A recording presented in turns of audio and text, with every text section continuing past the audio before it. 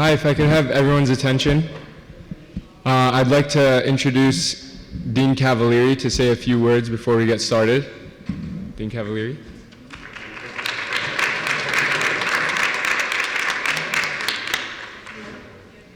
Well, thank you, Mohammed, and my congratulations again to our student body, to the IDEA Council. This is great.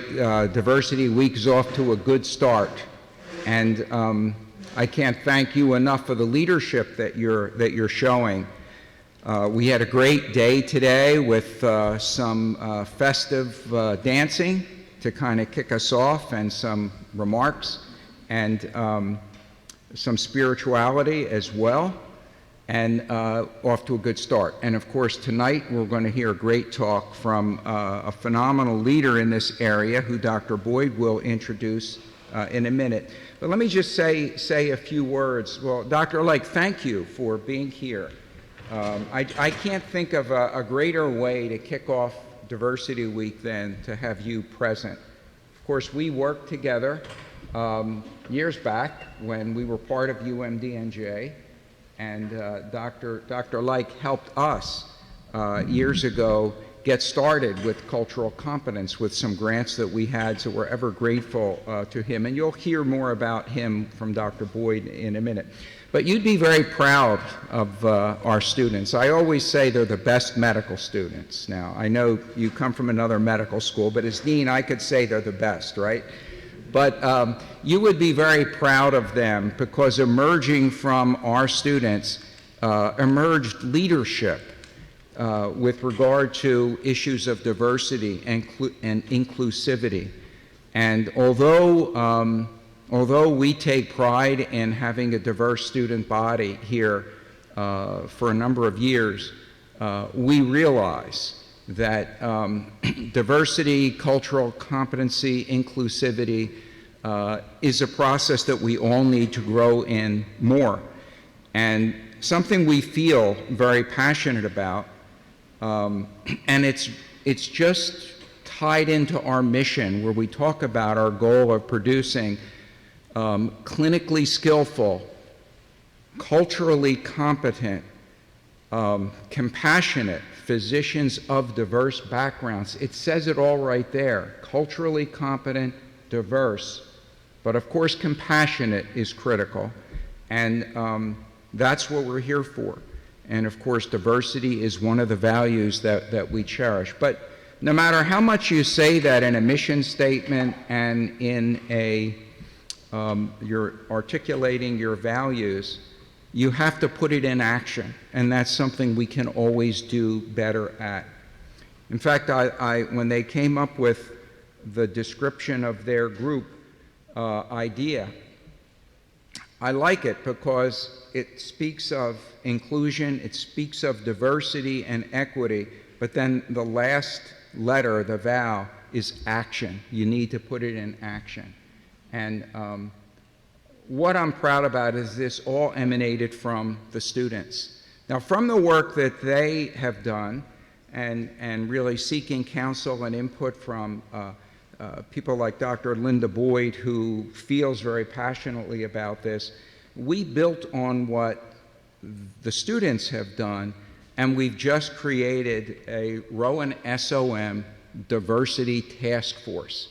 Now, this task force will be advisory to our executive council, which is the governing body of our school, and it will provide insight and input as to how we can better achieve our goal of being inclusive, being diverse, and being culturally competent.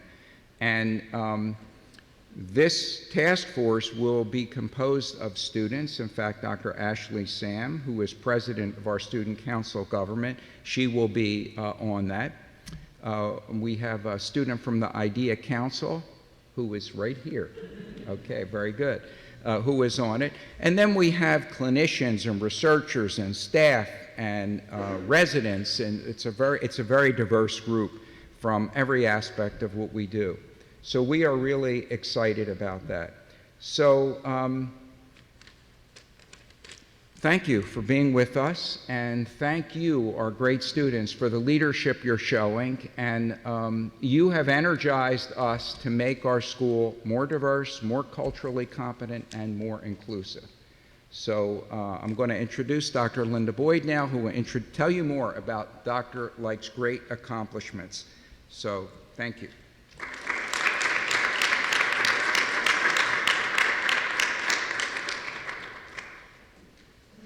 Thank you, Dr. Cavalieri, and welcome to everybody to our inaugural keynote for the 2016 diversity work at RowanSOM. And I want to echo Dr. Cavalieri's commendations about the IDEA Council and the work that you're doing. The programming that you've put together for this Diversity Week is phenomenal. I'm really looking forward to all of the speakers and events myself personally, and I know that the students will really gain a lot from that as well. So in keeping with today being Halloween, in addition to me dressing like the Great Pumpkin, I thought that it was timely to talk about some things that are a little bit scary. And you've probably seen in recent weeks a lot of stories in the news and on Facebook that are pretty scary. One of the ones that got a lot of commentary was the young female OBGYN doctor who was on a flight, African-American woman who was on a flight when a passenger got sick, and the flight attendants asked for medical personnel to come forward or a doctor to come forward, and she offered help and was basically passed by and rudely treated and condescended to repeatedly. And this has taken on a life of its own, as it should have, and gotten a lot of attention. And it's really frightening to think that in 2016 that we're still fighting for equality for a lot of different things and recognition. But thousands of similar stories were posted about this story on Twitter at #WhatADoctorLooksLike, and I encourage you to go and look at those. It's not just one story, it's many, many stories. So some of the things that Dr. Like will talk about tonight are a little scary, and he's going to hopefully give us some ideas about how to address disparities, implicit biases, and the isms in health and healthcare. So we look forward to learning more about that. Dr. Like is a family physician, as you heard, and we've been colleagues for many years. He's a professor of family medicine and community health at Rutgers Robert Wood Johnson Medical School, which used to be a sister school, and I think we still feel that way, even though we're officially not. But he also serves there as the director of the Center for Healthy Families and Cultural Diversity in the Department of Family Medicine. He received his MD degree from Harvard Medical School, and he did his family medicine residency at Case Western Reserve, where he also got an MS degree and fellowship.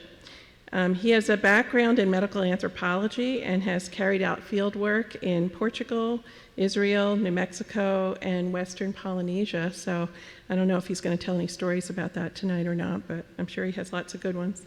And he's known nationally for his work in cultural competency, and especially in training health professionals about that work. He has served on many national key committees in coming up with standards in training for cultural competency, including the Department of Health and Human Services, the Society of Teachers of Family Medicine, and the Medical Society of New Jersey, as well as many other national task forces. He also serves as the chair of the New Jersey statewide network for cultural competency. So as you can imagine with all of that, you will not be surprised to know that he's received many awards, including the 2004 Distinguished Service in the Health Field Award from the National Association of Medical Minority Educators and many others. There's much, much more in Dr. Like's bio, but he's a family doctor and doesn't like to have those kind of accolades, so I tried to truncate as much as I could. So please welcome Dr. Robert Like.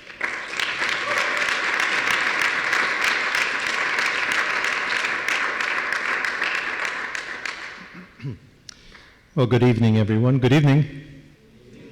And I really want to thank Dean Cavalieri and Dr. Boyd for the really overly kind introduction and welcome. It's wonderful to be back here. You know, there's an old definition of an expert, which is anybody who comes from more than 20 miles away.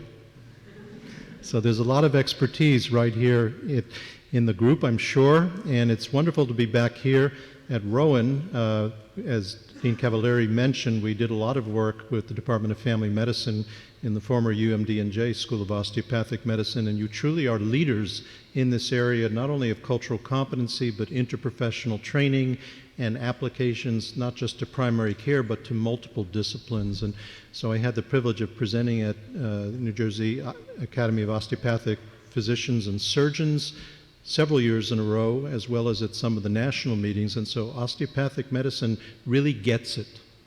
And you are the best and the brightest, as Dean Cavalieri mentioned, and as I tell our first-year medical students as I direct our first-year course, we invest a lot to train you well, not only so you can take care of the patients you'll care for, but you'll take care of us, because we're all getting older as well. So we have a vested interest in dealing with this. I'd also like to thank Mohammed and Shardy, who I guess could not be here, and the members of the IDEA Council for the truly kind invitation to come down here and share with you some of the work that we've been involved with. And folks have all of this information available, so you don't really have to take notes on this, but you can get that information as needed. A little bit more about myself. As was mentioned, I'm a family physician with a background in medical anthropology, but how did I get involved in this in the first place?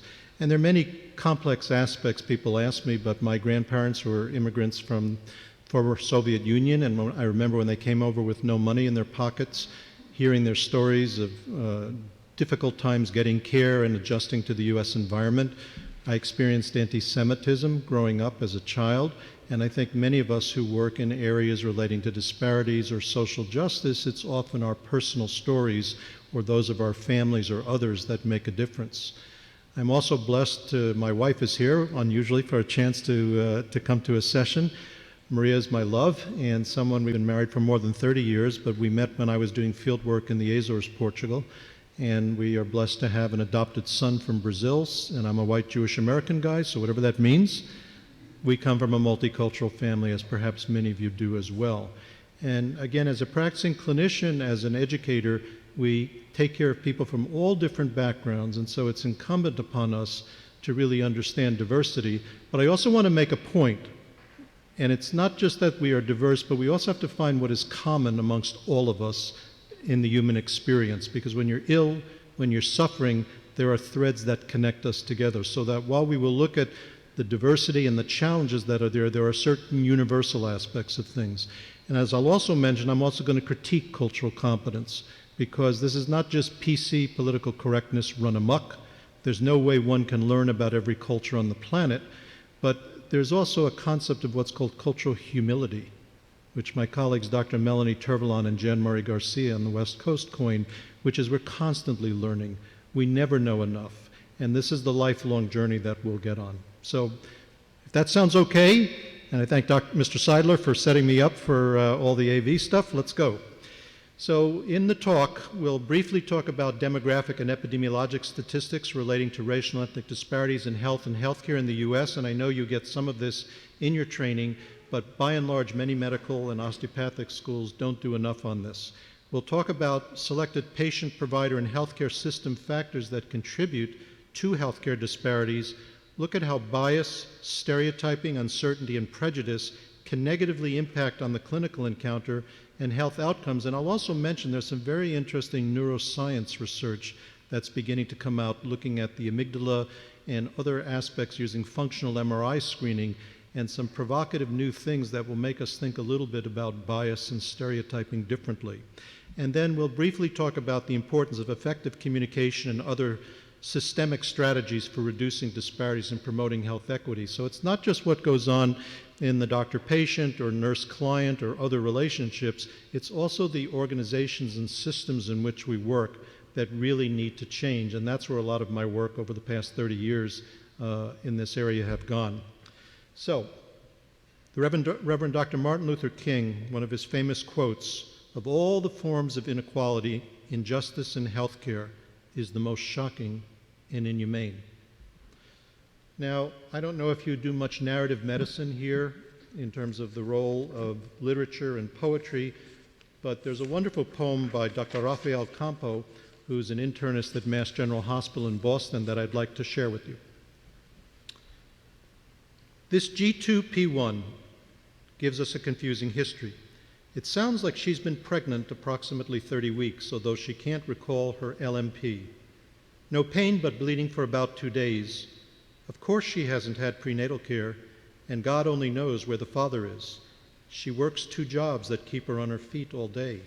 She's been in the United States 6 months and doesn't speak a word of English. Bet you she's illegal.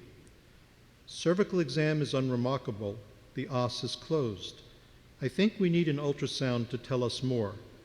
Besides a look at the placenta, we need some confirmation of her dates. Her uterus can tell us more than she can. Let's talk about that for a moment. Her uterus can tell us more than she can. What are your reactions to the poem? How do you think the woman, the patient, is feeling? Scared. Objectified? What's that? Alone? Confused? Perhaps vulnerable? Powerless? How about the clinician? Cold? Stereotyping? Apathetic? One thing I'm glad I haven't heard is I haven't heard anybody say if it's male or female. Oftentimes there's sort of an assumption it must be a male, right? But it could be anybody. How about also frustrated? What do you think? What about the system in which they're working? Busy? Resources available? Help? This is a story. And if we had more time, I'd have you discuss it some more. But as you get out into your clinical rotations, for those of you that have already been out there, think about whether you've already seen examples of this. We certainly need all the best high-tech care we can in terms of equality and the technology make a difference. But what about that human connection? What are these sort of assumptions? So we'll come back to that. Now I'm going to go fairly quickly through some of the statistics here, but these are national. Can you see this, or should we turn the lights down a little bit, perhaps?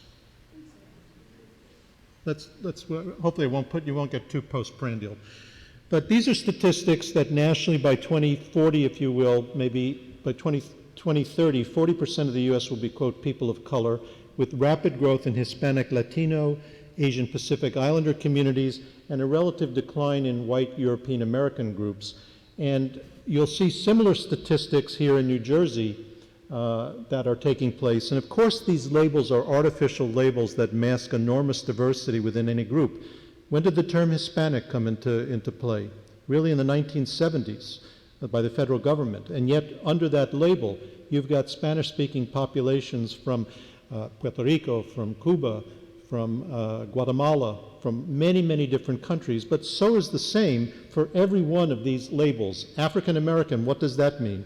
Caribbean-born, African-born, US-born, North or South, East or West, Asian Pacific Islander communities, enormous differences. Native American communities, often not included in some of the statistics. And then you have the different white populations that in the history of the US, people who were from Scotland, from Ireland, from the Netherlands, from Germany. And so we are always changing, and people often have mixed backgrounds as well. When my son was filling out some forms in school, and he was born in Brazil, you know, it says white, black, Latino, this, that, what do I check? What do you do if you don't fit into a particular category? What if you have blended or mixed backgrounds? What do we do with our many Arab American populations who often are coded one way or another way? And then you have groups like South Asian communities. We have a large SAFI, South Asian Total Health Initiative, the many different populations within New Jersey. It often doesn't easily map out, and yet we collect this epidemiologic data. Now, what are health disparities? Institute of Medicine, now the National Academies of Medicine, describes health disparities as differences in the incidence, prevalence, mortality, and burden of diseases and other adverse health conditions. Health care disparities are unexpected differences in the quality of care that are not due to access issues, clinical needs, preferences, and appropriateness of intervention. And I'm going to mainly be focusing on healthcare disparities because health disparities get into much broader topics of poverty, transportation, social determinants of health, which are increasingly being covered in our curricula in schools, and also nationally, people are beginning to pay more attention to that when they're dealing with patients with multiple complex conditions. Dr. Cavalieri can tell you all about that in terms of the geriatric population, because our patients don't come in with one disease at a time, but have multiple issues, and you need to understand the social and environmental factors that make it feasible or not to access care. There are huge costs connected to health disparities. Here's some examples from the period 2003 through 2006. Combined cost, $1.24 trillion. If we could eliminate disparities from minorities, direct medical care expenditures would be lowered by nearly $230 billion. Nearly a third of direct medical care expenditures for African American, Asian, Hispanic groups were excess costs due to health inequalities. And if we could eliminate health inequalities, the indirect costs could be reduced by more than $1 trillion. So these are big dollars that are going on, and yet, despite funding from NIH and other large groups over many years, although we see some progress in areas, many of these disparities unfortunately persist. Now, the Institute of Medicine back in 2002 came out with a report, but before I mention something about this, we're actually just past the 30-year anniversary of the Heckler report on infant and minority, on black and minority health, which came out and was the first national report to document the existence of these disparities. In 2002, the Institute of Medicine came out with unequal treatment, and one of their recommendations was that healthcare providers should be made aware of racial and ethnic disparities in healthcare, and everyone can benefit from cross-cultural education. Many of you who also are familiar with the unequal treatment, the Crossing the Quality Chasm report, which hospitals and nursing homes and ambulatory care facilities and home health agencies focus on in terms of improving care to make sure it's safe, effective, timely, and efficient. But more recently, there's an increased focus that it also be patient-centered and equitable, because you may have all these other things going on, but do people, even if they get in the door, get the same quality of care that they should get? Now, it turns out there are earlier studies, and my colleagues at the National Medical Association, I have the privilege of being a senior Cobb scholar over there, and so my African American colleagues introduced me to the work of Drs. Michael Bird and Linda Clayton at Harvard, who wrote a book called American Health Dilemma, History of African Americans and the Problem of Race, which takes us back to the days, unfortunately, of slavery and the fact of separated systems of care, so that if we're going to understand contemporaneous disparities, we have to understand the historical issues that have really resulted in this. So there's a lot of literature that's increasingly coming out, both from their work, the National Hispanic Medical Association, and later on I'll talk about some of the national initiatives that are taking place. The Agency for Healthcare Research and Quality, since 2003, publishes an annual report about quality and disparities of care, not only relating to race and ethnicity, but socioeconomic status. And again, there has been some progress in some areas, but there are other areas where things just are lagging behind. And clearly, with the passage of the Affordable Care Act, even with all of its challenges and problems, that has opened the door for millions of people to finally get access to basic care, getting around pre-existing conditions. But even when people have insurance, it doesn't mean that they are protected from potential discrimination or disparities. And not only here in the US, but when we've done work in the National Health Service, the European Union, in Taiwan, even countries which have nationalized systems of care and people get in the door, disparities are still found. So the things I'm talking about today are actually global health issues that countries around the world are wrestling with. So again, some epidemiology and statistics here. Higher mortality rates, African Americans, cardiovascular disease, different forms of cancer, diabetes, infant mortality rates, sadly, which can be 2 to 3 times the general population. Hispanic Latino groups, diabetes, uncontrolled hypertension, HIV/AIDS important. Asian Pacific Islander Americans, tuberculosis, stroke, cervical cancer are major issues. South Asian communities, again, often missing from statistics. We've had several conferences dealing with health disparities and health literacy in different South Asian communities, and issues of diabetes, which may not look like the typical type 2 diabetes. People may be thinner, and may have different BMIs, but still may have diabetes. I just recently have a patient of mine who's South Asian who has, we caught an early 95% lesion in his left anterior descending, but he had no risk factors, hypertension, hyperlipidemia, and his hemoglobin A1C was like 5.5. What's going on with this guy? No other real strong genetic history. He mentions in passing, after seeing the cardiologist, that we learned that he had G6PD deficiency. Remember studying that anywhere along the way? Yeah, somewhere along there. Okay? Well, it turns out G6PD deficiency, the red blood cells don't live as long, and so they have falsely low hemoglobin A1Cs. So we ended up ordering a fructosamine, and lo and behold, it's elevated. Now we have a potential risk factor. But we all missed it. We didn't understand all of these interactions, and we made certain assumptions. So one of the things you learn in medicine, it's a humbling field. It's a humbling field. We always have something to learn. And we have American Indians, Alaskan Natives. Now, with diabetes, infant mortality. Now, I'm not going to cover issues around disparities, for example, that are increasingly be published in people with disabilities, although you'll have speakers coming in to talk about that. My colleagues in the LGBTQ community, disparities there, oral health disparities, mental health, psychiatric disparities. There are many different publications and reports coming out, and we also, these early studies mainly looked at adults, but now we're beginning to have a life cycle perspective, so people are looking at perinatal disparities, disparities in children and teens, disparities in the older adult and the geriatric populations. So whatever field, and we'll talk about it later some more, every single specialty now is also beginning to say, what are the disparities that we need to deal with? Chronic disease among adults age 50 and older. So here was an earlier Commonwealth Fund study looking at 7 conditions: asthma, cancer, heart disease, diabetes, hypertension, obesity, anxiety, and depression.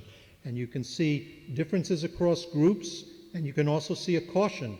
So here it looks like Asian Americans as a group have lower chronic disease compared to others, but within every one of these populations you have diversity, whether you're from the Philippines, Japan, China, different places. We need to get much more granular and segmented to see what's going on so that we don't overgeneralize or talk about model minorities, because there are enormous differences across groups. Here's self-rated health status by race and ethnicity. These are percent of adults rating their health as fair or poor. And again, you can see, nearly 22% of Hispanic Latinos, 27% of the African American community who do not feel good about their health status. Now here's an important slide. What are the determinants of health? Now clearly what we do in healthcare is really critically important. It makes a difference. We save lives, we treat chronic illness, acute illness, we often sometimes are able to prevent things from happening. But health status, we are only probably responsible for 10% of that difference. Genetic factors, 30%. Lifestyle, behavior, 40%, and environment, 20%.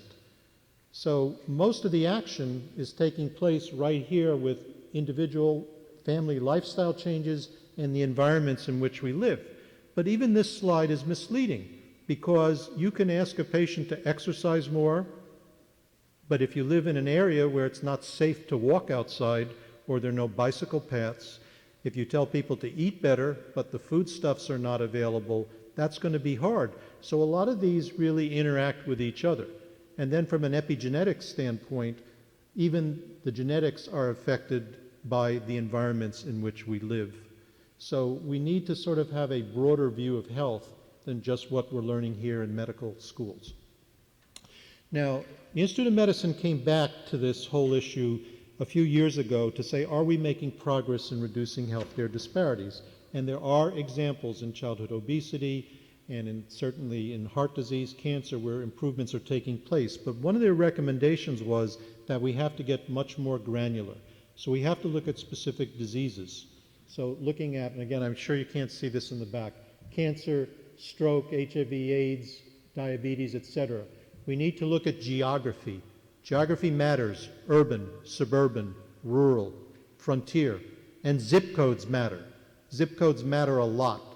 In fact, there's a lot of interest in what's called hotspotting, which down here in the Camden area, the Camden Coalition has done a lot of work looking at our high utilizers who have upwards sometimes 50, 60 admissions a year. And if you can intervene in the environments and provide the social support, the psychological support, the housing.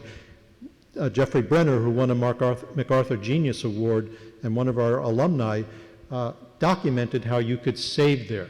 But what's interesting is some new work that's come out, which I've just learned about, called cold spotting. So hot spotting, we're looking at the populations. But cold spotting, we look at the environments and places where they live, and do you have the resources, the food, the transportation, etc. So we need to look at that interaction of the person and population with the environments in which they're at. Different populations by race, ethnicity, gender, age, and different risk factors that are here. So this is the new area of disparities research, which drills down much more to these other factors than existed in the earlier work. Now, what are causes of healthcare disparities?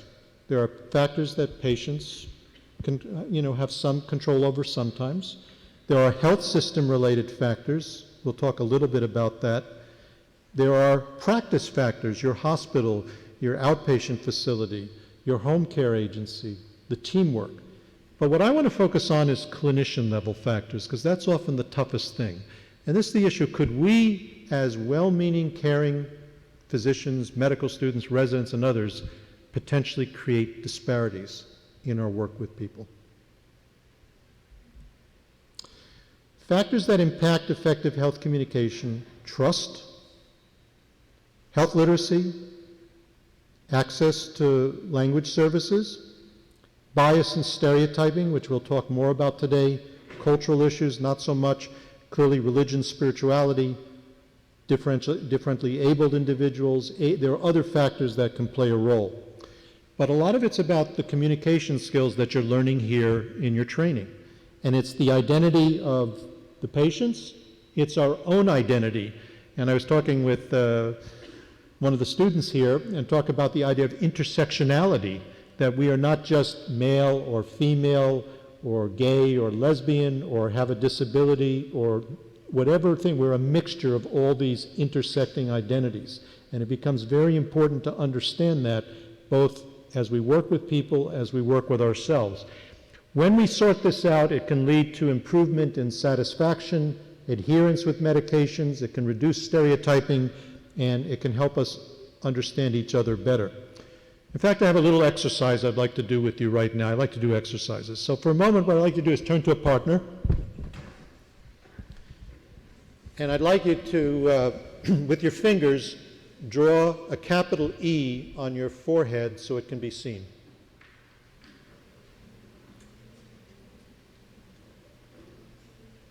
Okay. So that's a peculiar exercise, so I got a question for you. How many of you drew the E so your partner could see it? Raise your hands. How many of you drew the E so you could see it? What's the difference? One is patient-centered, one is doctor-centered, right? Now you've learned the whole lecture, the whole talk. This is what medicine's partly about. It's understanding the perspectives of the people that you're working with and yourself. Now, I asked my teenage son some years ago, to do this. He said, well, which way should I draw it, Dad, so you can see it or I can see it? You got it. And I can see here that your students, you're getting it as well. Now, if you can remember the E exercise, I talked to some of my statistical colleagues. You've all learned about p-values, right? This is the most important p less than 0.01 value. Perspective. The P of perspective matters. So remember the p-values on this. Now, challenging isms and fears. In our society, we grow up in different environments, and so we also begin to learn different things. So there's ageism, sexism, racism, classism, ableism, heterosexism or homophobia, xenophobia. Again, for me to talk about racism as a white male is a little presumptuous on this, but having learned from my colleagues and learning about the different experiences of this, you begin to learn, and that's something that is a lifelong journey in this. But how many of you are familiar with Project Implicit? So we've got two people. What is Project Implicit? It's a rather interesting project up at Harvard where you can go online privately and you'll see pictures of men or women, people with disabilities, people who are thin or heavier, people of different racial or ethnic backgrounds, and could you carry unconscious bias, subconscious biases towards other individuals? And it's a fascinating exercise. Thousands of people have done it. It's been used in randomized controlled trials and studies to see could clinicians carry unconscious bias, and does that have an effect on diagnosis and treatment? And so what I'm going to do is, here's exercise number 2 that I'll invite you to, and it's called images. So I invite you for a moment to just close your eyes. And I'm going to read you a description of a number of different individuals. And in the privacy of your own thinking, you can tell me whether or not those images change or stay the same. Ready? African American woman, single mother, wealthy, a physician. Case 2. Teenage girl, Salvadorian refugee, lives in New York City, studies in a famous school for the arts. Third person, Japanese man, father, farmer, gay.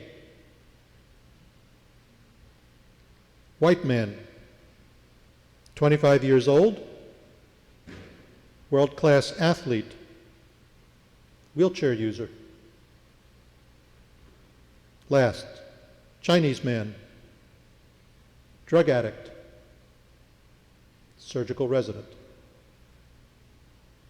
You can open your eyes. Take a moment and just chat with each other what your experience was like. Did the images stay the same? Did they change?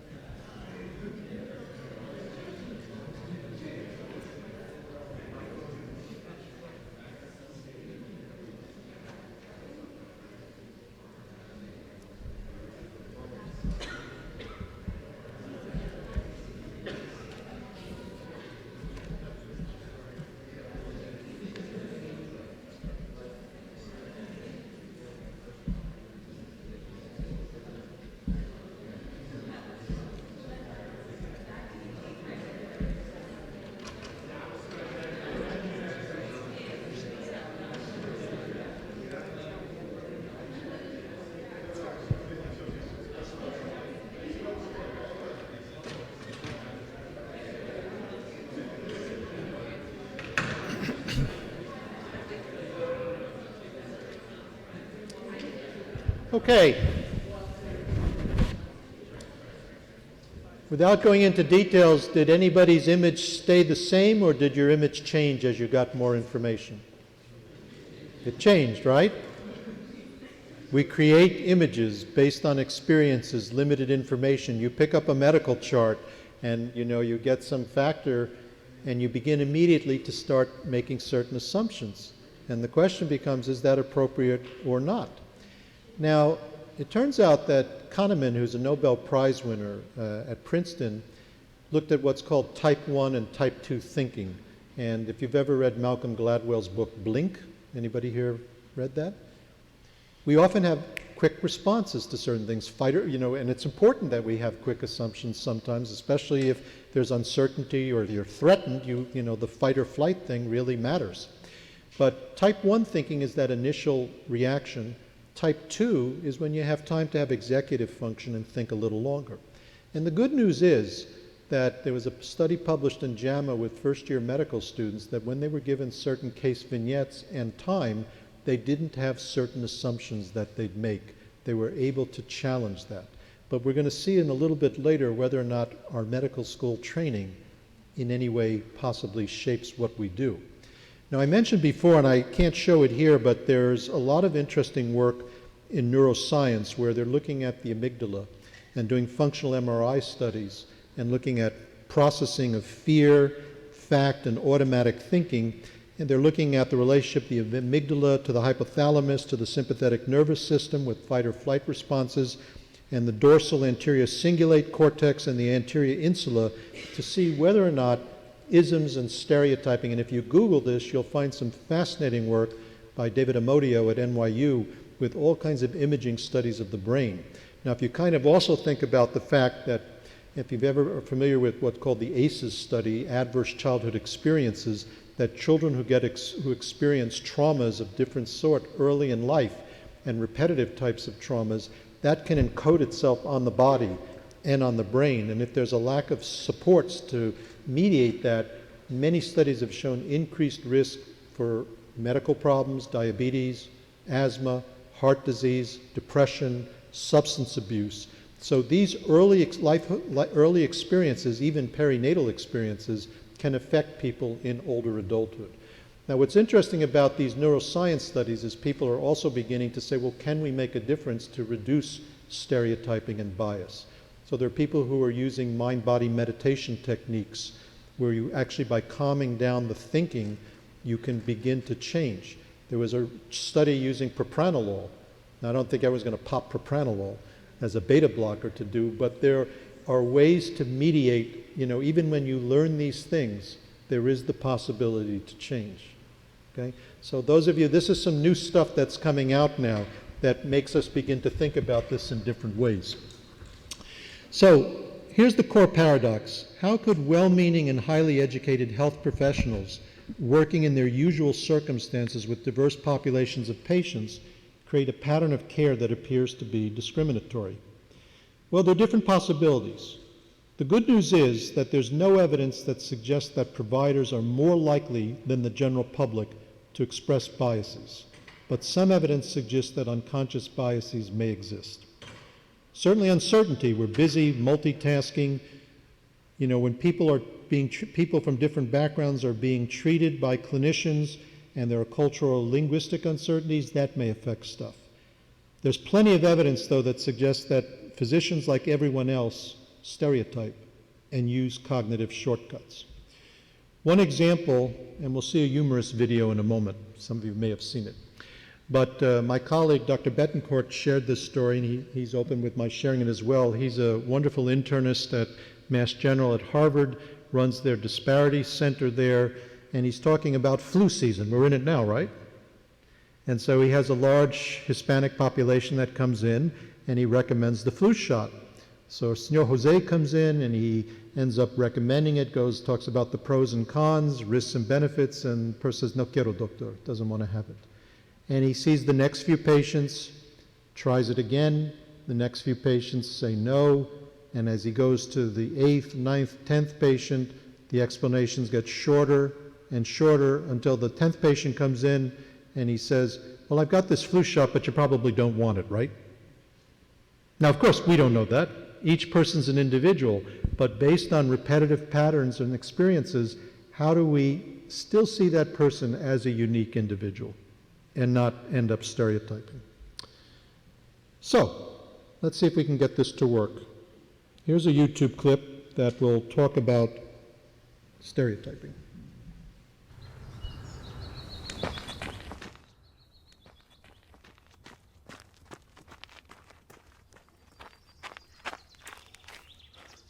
Hi there. Hi. Nice day, huh? Yeah, finally, right? Where are you from? Your English is perfect. San Diego. We speak English there. Oh, no. Where are you from? Well, I was born in Orange County, but I never actually lived there. I mean before that. Before I was born. Yeah, where are your people from? Well, my great-grandma was from Seoul. Korean. I knew it. I was like, she's either Japanese or Korean. But I was leaning more towards Korean. Amazing. Yeah. Hamshasina. There's a really good teriyaki barbecue place near my apartment. So I actually really like kimchi. Cool. What about you? Where are you from? San Francisco. But where are you from? Oh, I'm just American. Really? You're Native American? No, just regular American. Oh, well, I guess my grandparents are from England. Oh, well. Hello, Governor! What's all this then? Top top of the morning to you. Let's get a small tea. Double, double, toil and trouble. Mind the gap! Beware, Jack the Ripper! Bloody hell! Pip pip! Cheerio! I think your people's fish and chips are amazing. You're weird. Really? I'm weird? Must be a Korean thing.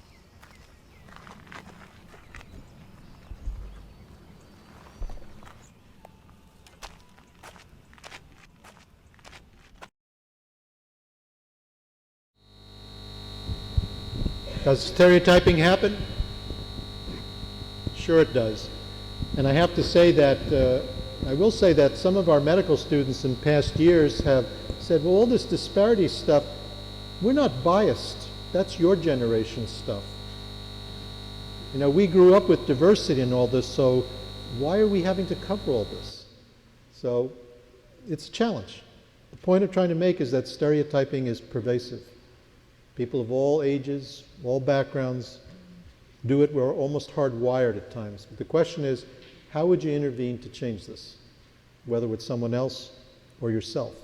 And by the way, we also have a problem that often doesn't get talked about, but that comes out in the journals of patients who stereotype us and say nasty things about doctors based on their race, their gender, their ethnicity, their language, and all that. And so what do you do if you've got a patient you're going to care for who has issues with you? So these are some of the challenges from an ethical standpoint that we also deal with. So rather quickly, stereotyping is the process by which people use social categories in acquiring, processing, and recalling information about others. It serves important functions in organizing and simplifying complex situations, giving us some confidence in hopefully understanding, predicting, and controlling situations, people. But as I've mentioned, it can exert powerful effects on thinking and actions at an implicit, unconscious level, even among well-meaning, well-educated people. Influences how we process and recall information and can lead to self-fulfilling impacts. When does it occur? It's everything we do in medicine. Time pressure, resource constraints, high cognitive demand, which is the life of a clinician or a nurse or of anybody in healthcare, using shortcuts. So we have to kind of take our own pulse in these processes. I won't go into the evidence, but there are plenty of studies here by Von Rijn and Burke, Carice, and more coming out to support this. But what I do want to speak about are some of this data.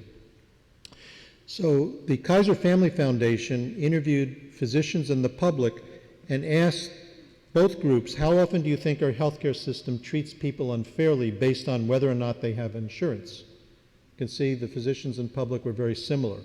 But then they start to diverge in terms of how well they speak English, what their race or ethnic background is, and whether they are male or female.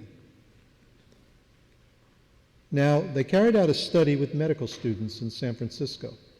And they asked medical students, physicians, and the public the same series of questions.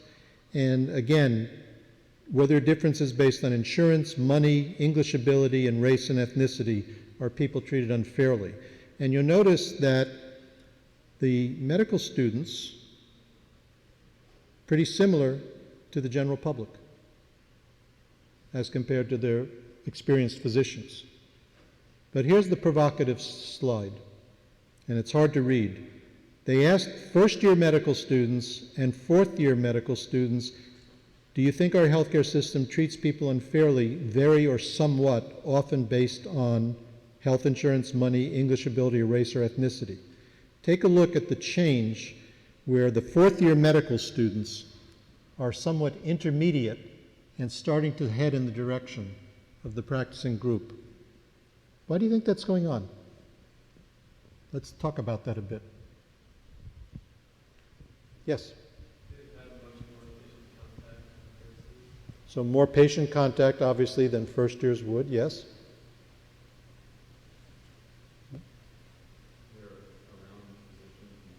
They're around physicians more. So the role modeling, right? Are they always role modeling things you'd like to see? You all come in idealistic, right? This is the not-so-hidden curriculum. inaction, which can often undermine what you are taught in your other courses. And so the challenge for all of us is, you're going to be influenced by it, you are influenced by it, how are you going to deal with these things? That's why we ask our students to journal early on and reflect, so you also have an anchor to see how you may change over time.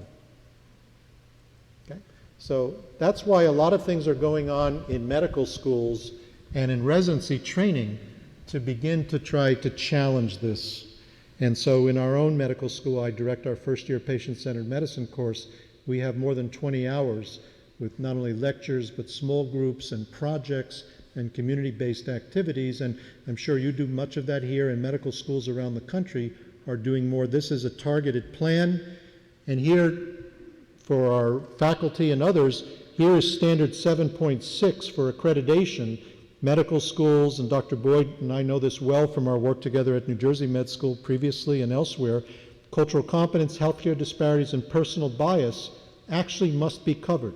New Jersey actually has a law requiring this not only in medical schools, but also in continuing medical education, that physicians to have a license here have to at least get 6 hours of training, whether live or online.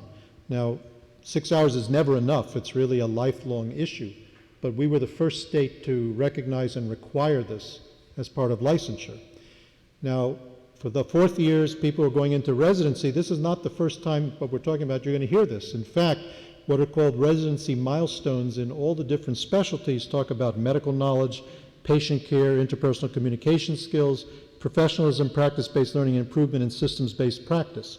And interestingly enough, there's something called the CLEAR requirements, and under healthcare quality, along with safety and care transitions and that, these are two new pathways that are required, and that is that all residents and fellows, faculty, need to have education on the disparities experienced by the communities your hospital is serving.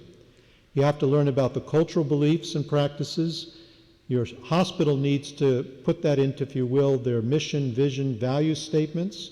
And Pathway 6, you actually have to engage in quality improvement initiatives relating to addressing disparities.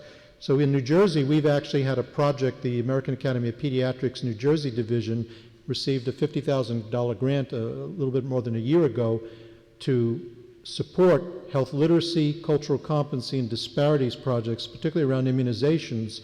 And we began working with residency programs both in pediatrics and in family medicine. And people picked projects, whether it was asthma or other quality, diabetes, to say, we're going to make a difference at the residency level with measuring this. There's a big initiative nationally from the Association of Independent Academic Medical Centers around the country where people are looking at this both within residency but also in the community. So what you're learning in medical school now, you're going to be dealing with later on. Not only are you going to be dealing with it later on, I'll talk really quickly about what's going on at the practice level amongst already board-certified physicians and professional groups. This is an article that came out in the Annals of Internal Medicine by Dr. Betancourt et al., which talks to all the skills and resources and things that need to be addressed. So what are professional medical organizations doing? So for a number of years, I had the privilege of representing the Medical Society of New Jersey on the AMA, NMA, NHMA commissioned to end healthcare disparities. And groups like family medicine, osteopathic medicine, pediatrics, internal medicine, cardiology, psychiatry, OBGYN, emergency medicine, orthopedic surgery have initiatives. In fact, next week I'm speaking a wonderful initiative. Anybody here interested in orthopedic surgery? I know one person. But it turns out the orthopedic surgery groups have been working with community groups to deal with disparities in arthritis and musculoskeletal care, looking at disparities in knee and hip replacement. And so they formed an initiative called the Movement is Life Caucus.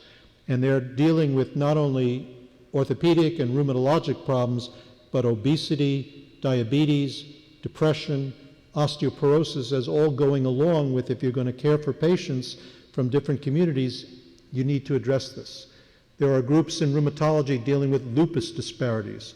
The American College of Cardiology's CREDO initiative is dealing with cardiovascular disparities in atrial fibrillation care, in implantable defibrillators, congestive heart failure. So love to have you go into primary care, but even if you don't, every single subspecialty now is beginning to pay attention to these issues.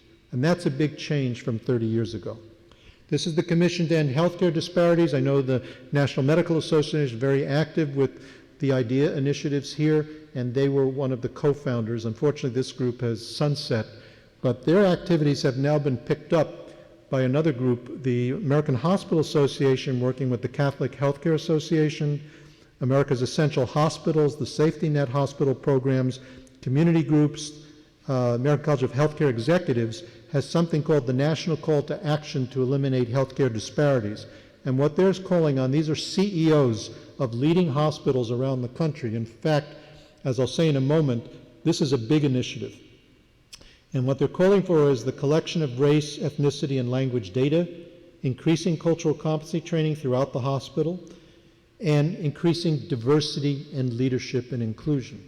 And so they came out with a number 1, 2, 3 equity pledge to act. And as of the end of this year, more than 1,000 hospitals around the country have signed up for this. They're aiming for 2,000 hospitals to make a difference. And the idea is that it's not just practicing physicians, but our hospitals, our ACOs, accountable care organizations, our patient-centered medical homes have to deal with disparities issues. They've even now put an award behind it, and although I was not involved with Robert Johnson University Hospital's direct effort here, the first year this was won by Mass General. The 2 years before was Robert Johnson University Hospital in New Brunswick, was a co-winner with Henry Ford Hospital, and this year the Cleveland Clinic was one of the winners.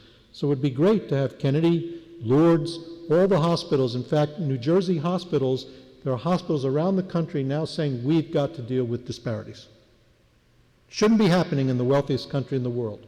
And they're also doing it for monetary reasons. Those of you who know that if you have a readmission to the hospital in under 30 days with congestive heart failure or other conditions, a hospital may get penalized 3% of their dollars if they don't attend to it. So if there was a language issue, a literacy issue, a cultural issue, and patients didn't understand, people are now beginning to invest in this. They're also beginning to deal more with home visits and care to keep people from coming in. So this is the new world of what's called value-based care that can make a difference. So we're coming to the end in a moment. The Office of Minority Health formed a few years ago a national action plan to reduce racial and ethnic health disparities in a partnership bringing together community groups, academic organizations, public health, business, political, others to say we can make a difference in our communities. This is a wonderful, powerful video. I don't know if you use it here for training, called Unnatural Causes, but they talk about all different forms of disparities and community approaches that can make a difference, whether it's diabetes, environmental health, infant mortality. They talk about the wealth-health gradient, so that as you move from a zip code to another zip code to another, your health status may very well vary based on wealth and health. So I'm going to close my comments with a few meditations. The Holocaust survivor, the late Elie Wiesel, reminds us that the opposite of love is not hate, but indifference. Many people still are not aware of disparities, statistically in the communities, even within our practice settings. When you're learning about diseases in the curriculum, we learn the basic science and all that, but do you learn about the disparities as experienced by different populations? A lot of the data has not been presented that way. That's beginning to change. Here's one of my favorite quotes from Sir Austin Bradford Hill, pioneer of the randomized controlled trial. Health statistics represent people with the tears wiped off. We saw all those statistics, right? But do you remember the poem Maria? Are you going to remember that poem? Statistics, those are the individuals we are privileged to care for, or our family members, or our friends. We need to hear those stories. And then from one of my spiritual mentors, and true across many different faith-based traditions, sometimes it's easier to change the world than to change oneself. It starts with each of us. For a moment, just take your pulse. Take your pulse. That's why we look at what are our assumptions, our views, our biases. We have them. Will we be trapped by them? Can we change them? So, just an introduction to a really important, difficult subject. I hope it is consistent with your goals, and congratulations to the whole IDEA committee, the students, the staff, the faculty, everyone who's here. You're going to make a difference. You are the best and the brightest, and we know you're going to be successful. Good luck. Thank you.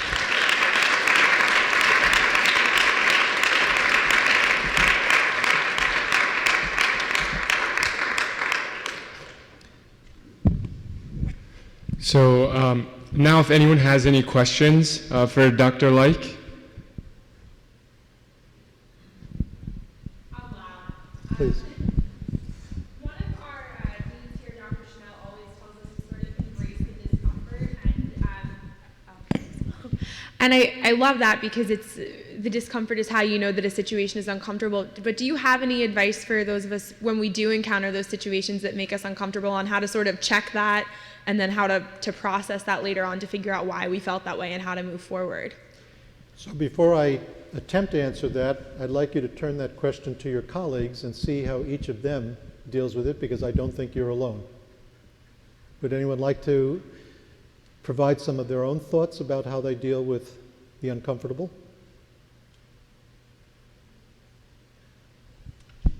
Nobody here is ever uncomfortable? So I actually have a story from my my first rotation on internal medicine. I was with a patient, and he's a 90-year-old man, and he was in there. He had diabetes, and he had foot ulcers that weren't healing. And one of his major problems with the hospital, he was telling me, was that he didn't like how physicians and nurses would come in, examine him, and just leave him uncovered. So I covered him after I examined his feet, and I was talking to him, and as I was about to leave, he said, what was your name again? And I said, my name's Muhammad. I'm a third-year medical student from Rowan. And he looked at me and he goes, Muhammad, you're not Muslim, are you? So I said, yeah, I'm Muslim. So he goes, really? But you're not black. So I said, well, what does that have anything to do with being Muslim? So he said, well, Donald Trump said that all Muslims are black. So that was a really uncomfortable situation for me. And I didn't feel like it would be my place to sit there and try and educate this patient on how it doesn't matter what you look like for you to have a specific religion. So I said, well, I am Muslim. It was very nice to speak to you.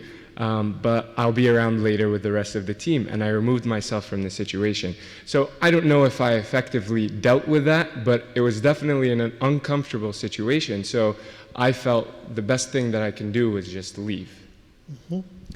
So that was one way of coping with it, and I also commend you, first of all, for taking a chance and sharing the story with everyone, but also that you were able to compose yourself, keep calm and professional in a situation like that. Others, thank you.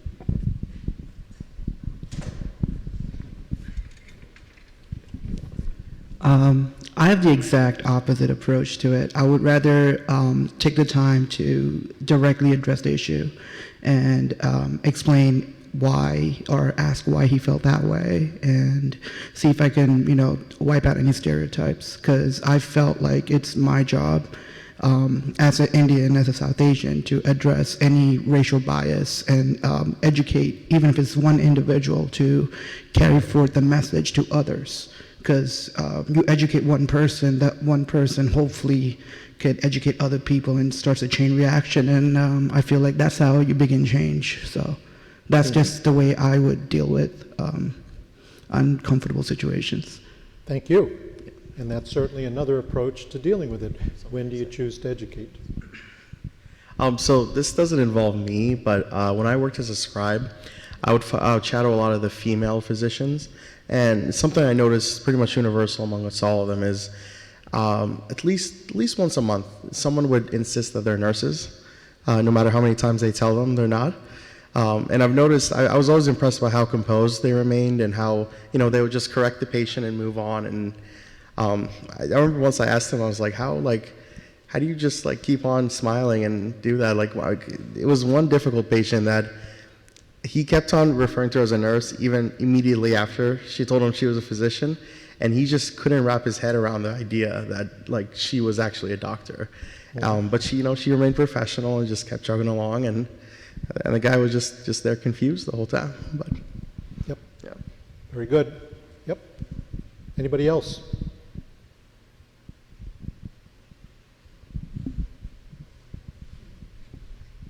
Okay.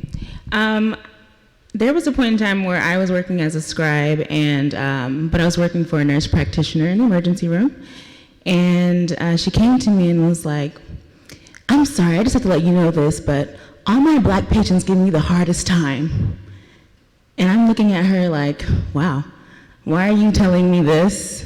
My heart was racing because I didn't know what to say, and I just tried to kind of explain to her that if you're rude to everyone, maybe your black patients might not put up with that and be rude back to you. But really, in situations where the person that is supposed to be guiding you and teaching you ends up saying something that's off, you just kind of have to take it and move on if you want to get to where you want to be. That's how I cope with it. Mm-hmm. And then just know that there are going to be good teachers out there and teachers that have bias, and just move on. That's just the way that the world is. Mm-hmm. So. Thank you. Yes, we'll take one more.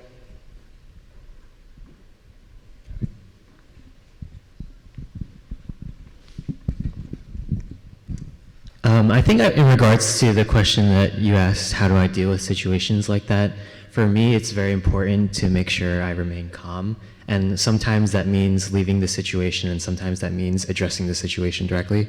There was a situation recently where a colleague of mine, a friend, said something that I found a little bit offensive, and I was just really tired that day, and I snapped back at her, and I don't think I really faced the situation in a way that was appropriate or instructive for anyone, and kind of just created more of a barrier between the individuals involved and the people around us. So I think before you make any action, you have to kind of ask yourself, am I calm enough to deal with this in a way that is constructive for everyone involved? Thank you. So I realized I didn't frame this well. My question was more, how do you deal with your own discomfort? As in, for instance, I was doing my OB-GYN rotation at a Catholic hospital. And there was a young woman who came in, 39 weeks, whatever, and she was ready to go to the hospital to deliver, and they said, "Okay, do you have anyone with you?" And she said, "Yes, my wife is in the waiting room at a Catholic hospital." Mm-hmm. And the look of shock on everyone's face in the room except for mine was, it was very palpable that there was now tension in the room, and this poor woman just wanted to go and deliver her baby in peace.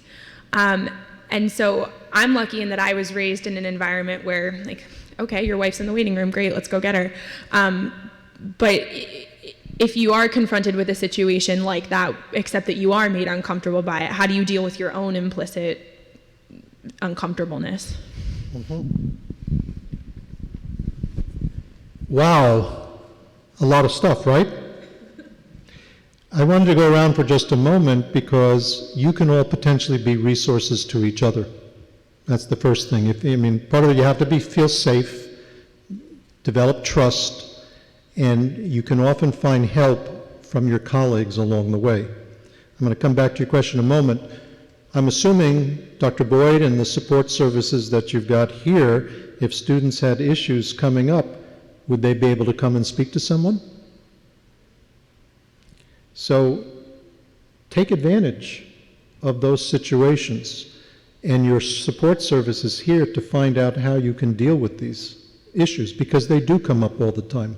Now, there's a mnemonic, we didn't cover it. You all know about SOAP notes, right? So Dr. Marion Stewart, who's a psychologist, retired from our department, developed something called the BATHE technique. And each of the letters is pregnant with meaning.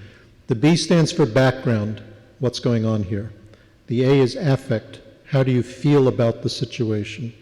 The T, what troubles you the most. The H, how are you handling things. And the E, empathy. And that's a interviewing mnemonic we teach our residents, I use in my own practice to help understand the psychosocial context of a patient's visit. Now, it turns out some years ago we developed something called the auto-bathe. What's the auto-bathe? Just like soap, you bathe your patient, you got to bathe yourself. So in these situations where somebody says something that pushes your button, you dislike, how do you remain calm, professional? And it doesn't only have to be for this, I'll share a clinical story in a moment. You ask yourself, what's going on here? How do I feel about what just happened, the situation? What troubles me the most? How am I going to handle it? And give myself some empathy. And it's one technique that can help you sort of try to stay centered so that you don't have an immediate reaction to something. Now, leaving this discussion for a moment, there was one day I was finishing seeing patients years ago, and after 12, 14 patients, I'm checking my emails and I see a potential suicide note written from the son of a family that lived in our community. And not a patient of mine, but someone we knew, someone else followed. So the question was, what do I do with this email thing that's come from somebody in our office? First of all, I'm not going to hit reply, don't do it. But the first thing I did was I had to bathe myself. What's going on? How do I feel about receiving this? What's troubling me? How am I going to handle it? And just prepare myself. I knew where this person went to college, tried calling the college, wasn't there. I decided to make a home visit. Made a home visit, knocked on the door, patient's mother, person answered the door, and I saw the person in the back. Okay, he's still alive. What to do? I ended up saying I received an email from your son. He had some questions for me because I can't really breach confidentiality. And son came over and I said, would you like to go someplace to talk? And we sat down, and he was contemplating ending his life, but he didn't have an active plan or anything else. I talked to him, had you spoken with your family at all about the situation? No, would you be willing to? He was.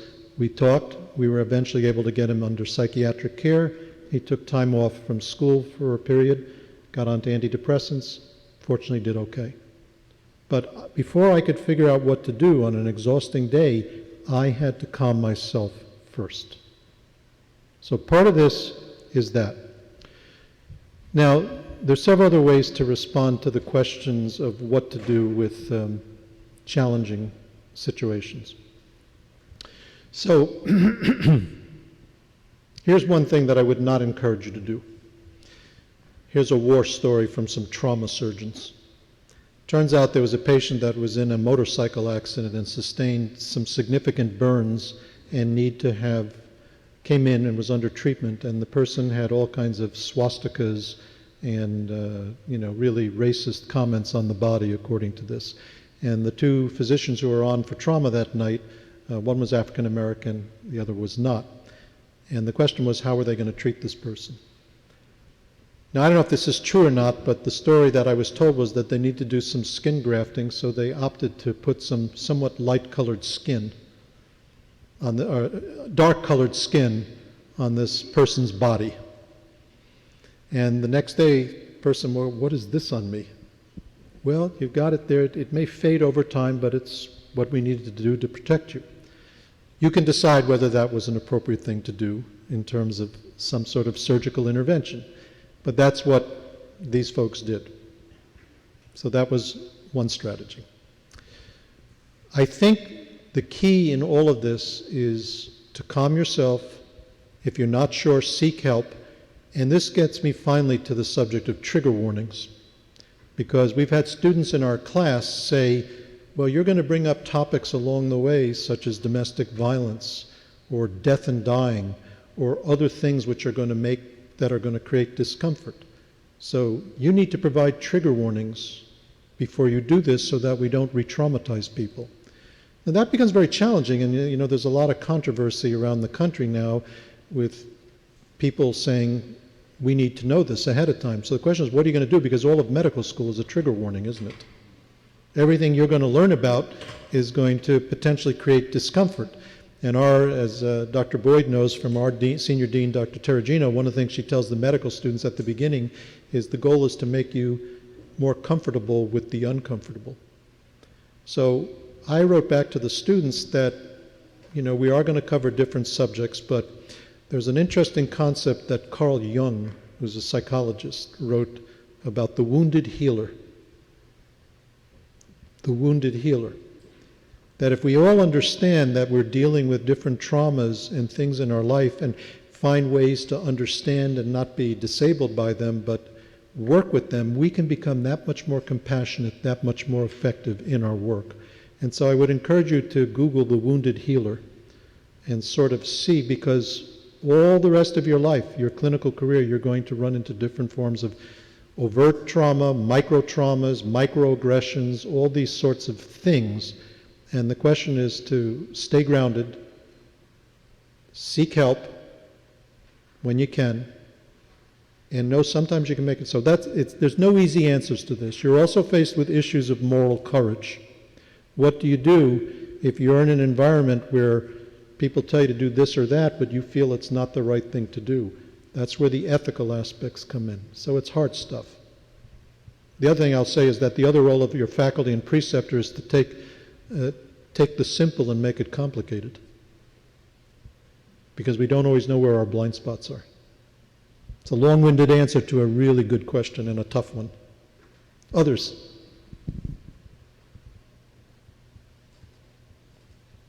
There are times you challenge. There may be times you back off.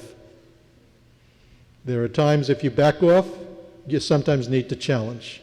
So the key is to not get trapped in any one approach, but to understand there may be a place for different things along the way. Yes? You mentioned journaling as part of the curriculum at Johnson. Could you kind of elaborate on that idea and how it's implemented? So it's common in many, increasingly around schools around the country. So in our first-year patient-centered medicine course, the students have a number of off-site experiences. They begin shadowing preceptors in the community, primary care, different subspecialty care. They begin to learn to write their clinical notes, but we ask them to also reflect on different competencies, whether it's professionalism or team-based practice or interpersonal communication skills, and then they write these essays, usually anywhere from 300 to 500 words, and our students are into small groups of 12 or so students that with a faculty member who works with them through the first year and often into the second year. The students also go out and do service learning, so they may do presentations at a school. They go to an elder care facility, sometimes hospice care. They go to a facility serving either children or adults with disabilities, and off-sites. And so we ask them to reflect about these experiences related to competencies, what they're learning, what challenges them, and then they keep this, and then the faculty give them feedback on that. I will tell you, some students hate doing it. After all, it's not on the board exams. If it's not on the exam, why do we need to learn it? So people are honest, but in the end, they also will keep these as an anchor to sort of see how they are changing. And there is a hardening that does have to happen in medical school. Yeah, we certainly want you to maintain that humanity and all that, but if you're going to be doing surgery and you start cutting or stitching somebody and you're weeping, that's not going to help the patient, right? So, that's part of anatomy and part of a toughening up that takes place, but you don't want to permanently lose that. That's the thing. And the good news is most people don't. There's a cynicism, there's a hardening that will take place, but, if you keep these things in mind, I tell the students, we expose you to these ideas like immunizations, your primary series. You got to get booster shots along the way, generate the haptens, trigger those again. What else? I know we're running. Yeah. In your presentation, I believe you said that there's no evidence that physicians express any more bias than the general population. I was wondering, do you think that physicians are under some sort of obligation to express less bias than the general population? Well, I would hope in general that physicians would try, and all of us would try to express less bias about stuff. But the truth of the matter is that there are physicians who have overt biases. And sadly, I'll give you one example. When we first started doing a lot of the cultural competency training, which I haven't talked about today, perhaps a future time, in 2005, when the legislature passed that, we were going all around the state talking, and I well remember someone wrote the following at the end of a training program. Quote, "I couldn't care less about these cultural competence standards. If you speak Spanish or Swahili, go elsewhere. I'm not interested in Medicare or Medicaid dollars. I'm going to take care of patients to the best of my ability like I have for years. Bottom line, we should stop being led like sacrificial lambs into this politically correct Marxist slaughterhouse." That's what a physician wrote.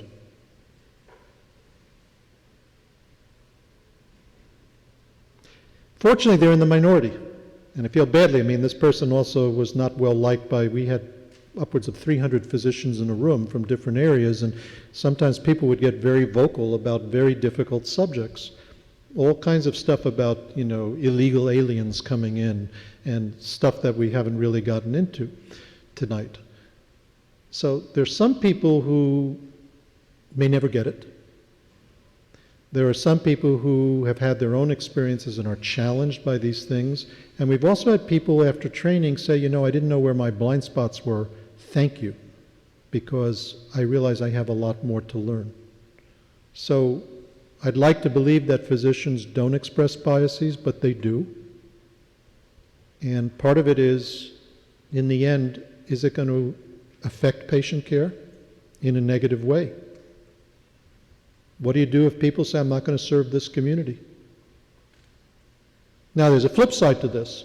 I don't want to end on negative notes, but there was a solo practitioner in Oregon who shared his quandary.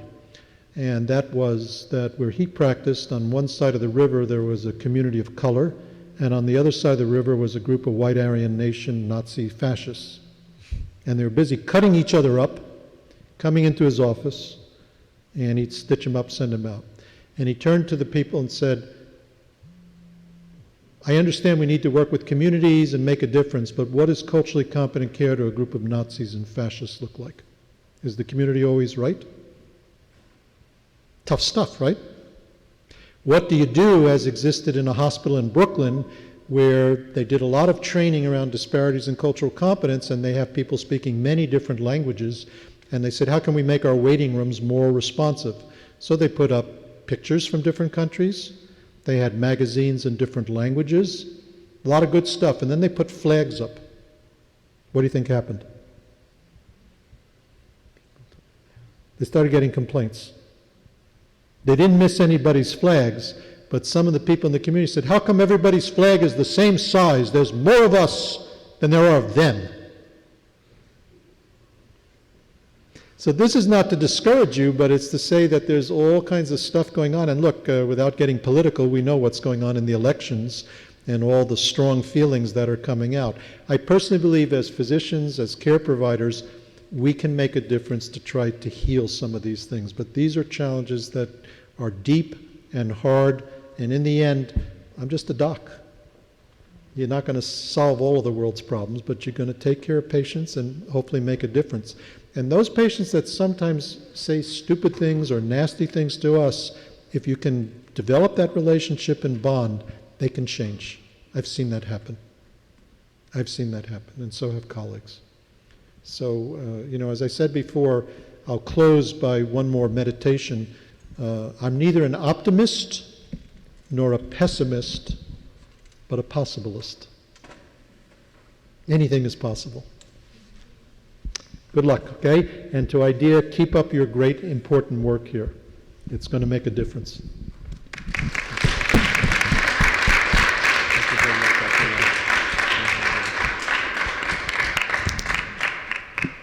So we got you a small token of our appreciation. So thank you very much for your talk. I'm sure everyone here appreciated it, and we learned a great deal. And like you said, it's a lifelong journey. So thank you very much. Thank you so very much. Dr. Boyd? Anybody else? Anybody else from IDEA? I see there's food left over too, right?